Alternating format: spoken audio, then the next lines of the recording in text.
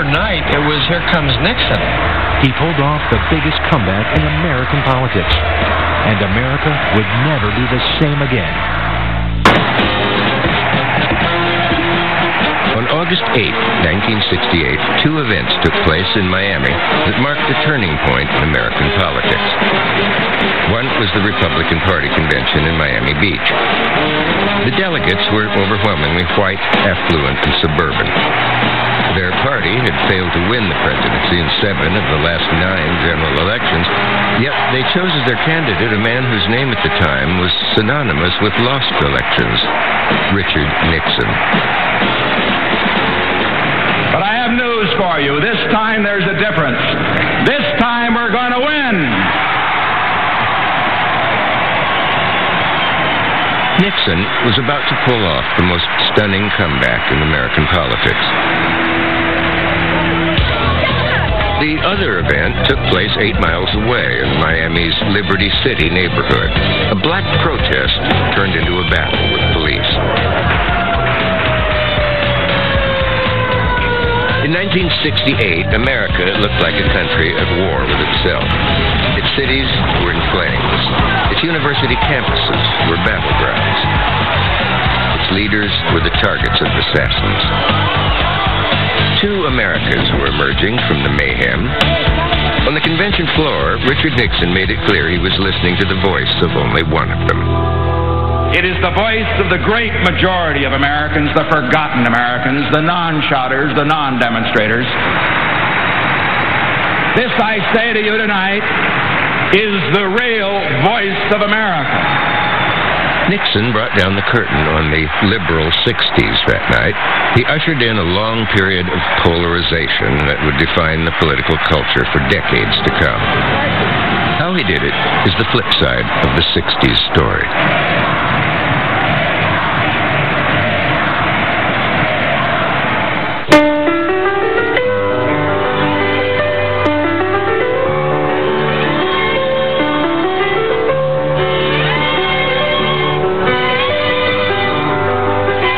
Looking back on it, Richard Nixon seems the man least likely to strike a chord with America in the radical 60s.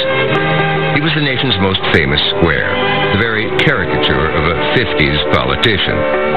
He was a strange person to succeed in politics. He was a loner. He didn't particularly like people, but he was a very smart man and a very driven man. He projected the image of the ideal family guy, the average Joe who wanted the same things most people did. Home in the burbs, 2 kids, 2 cars, and all the latest household gadgets.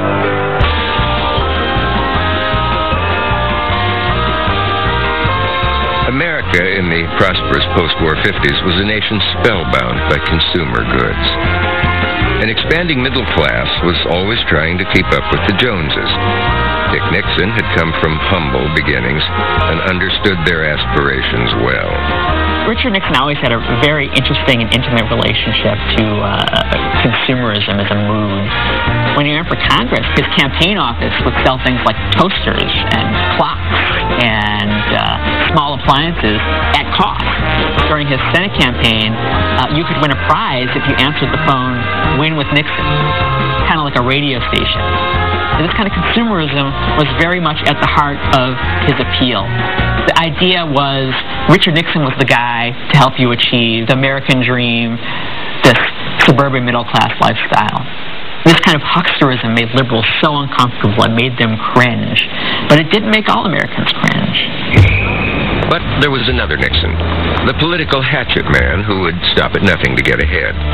During the early years of the Cold War, he made his name as a communist witch hunter, exposing Reds in government.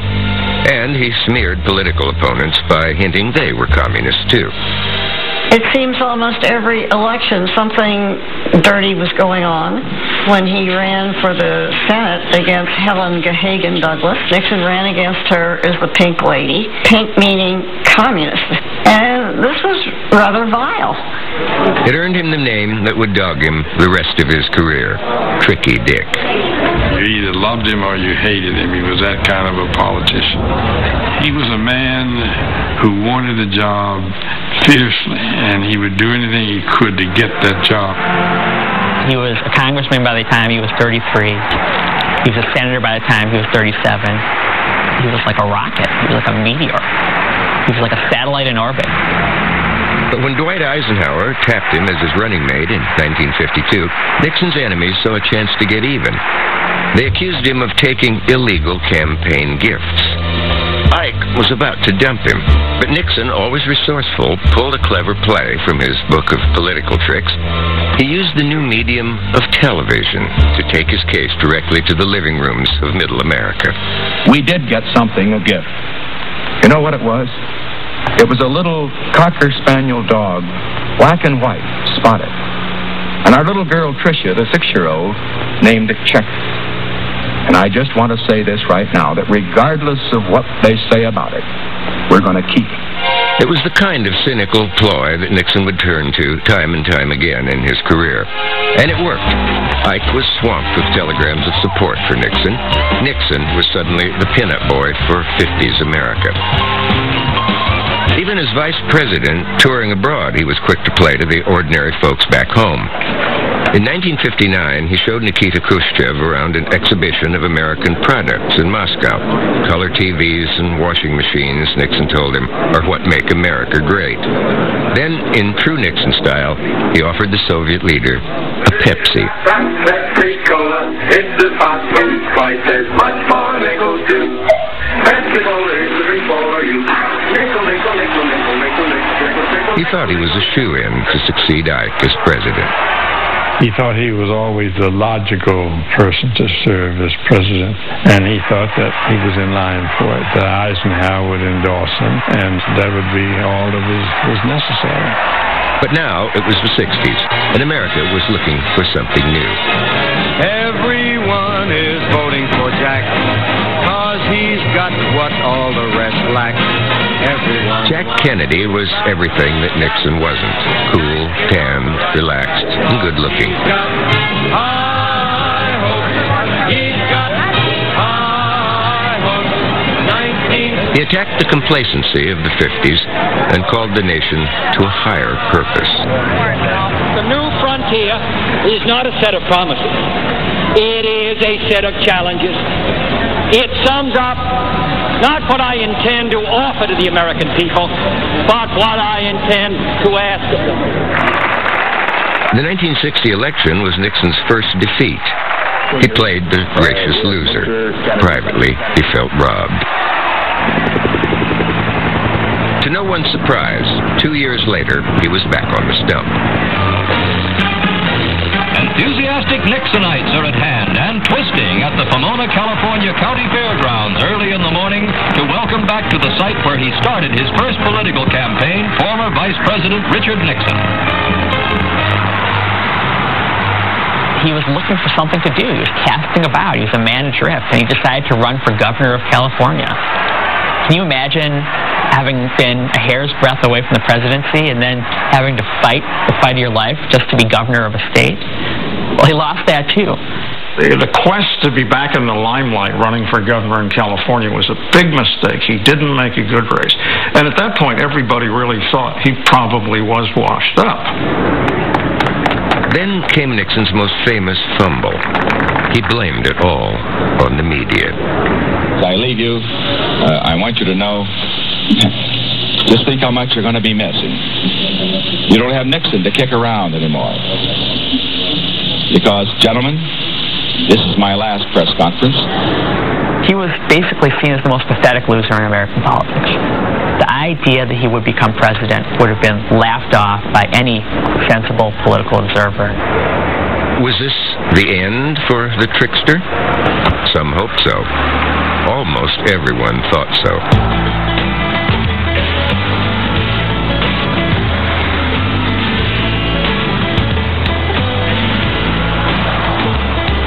America moved on without Dick Nixon as the feel-good 50s gave way to the do-good 60s.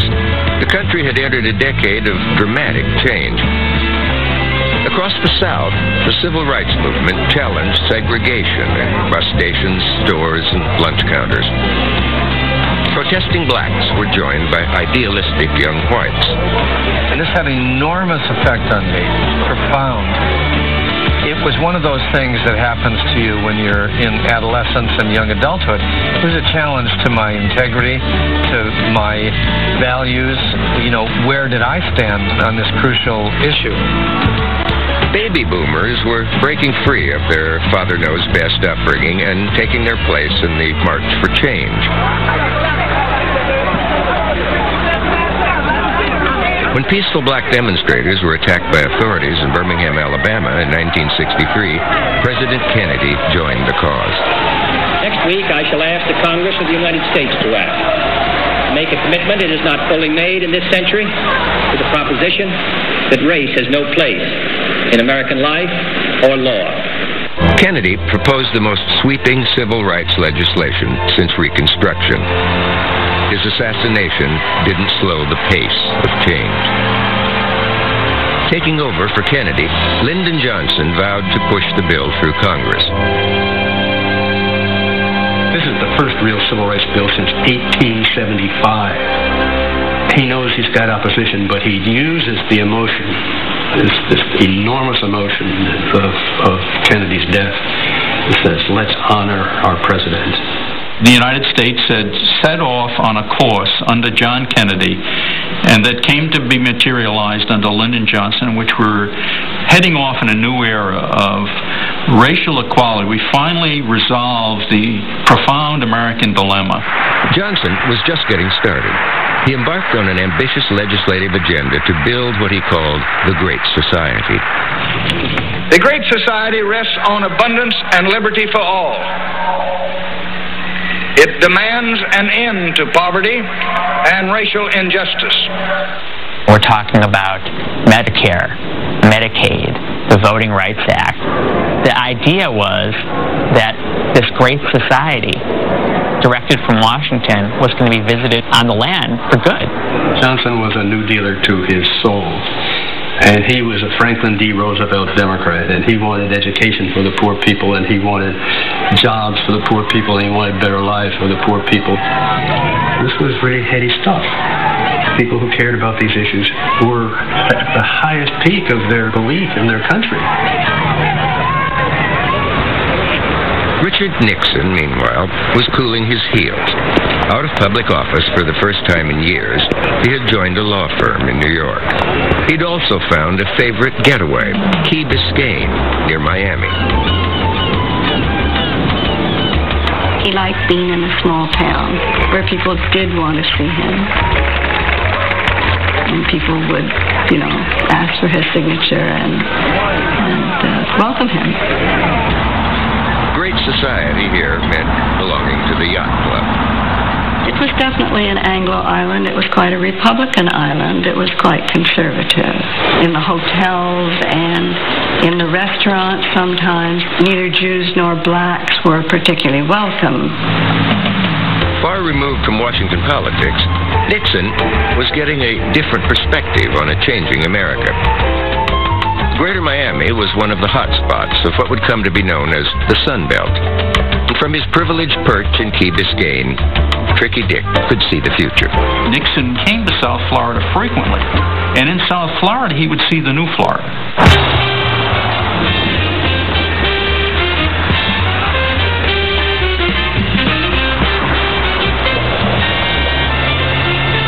Americans were on the move. Northerners and Midwesterners were fleeing declining cities and heading south. In Florida and other Sun Belt states, they were finding better jobs and a more laid-back lifestyle.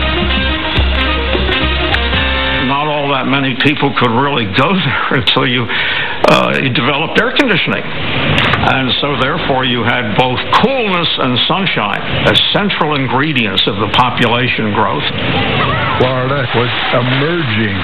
It was the 11th state in the nation at that time. Now it's the 3rd or 4th. All this emergence allowed Nixon to come along. Back. A place like Florida, you had your white picket fences, you had your backyard pools, it was like a bourgeois utopia. Florida was filling up with Richard Nixon's kind of people. Republican-leaning retirees and young families looking for their slice of the American dream. It didn't take long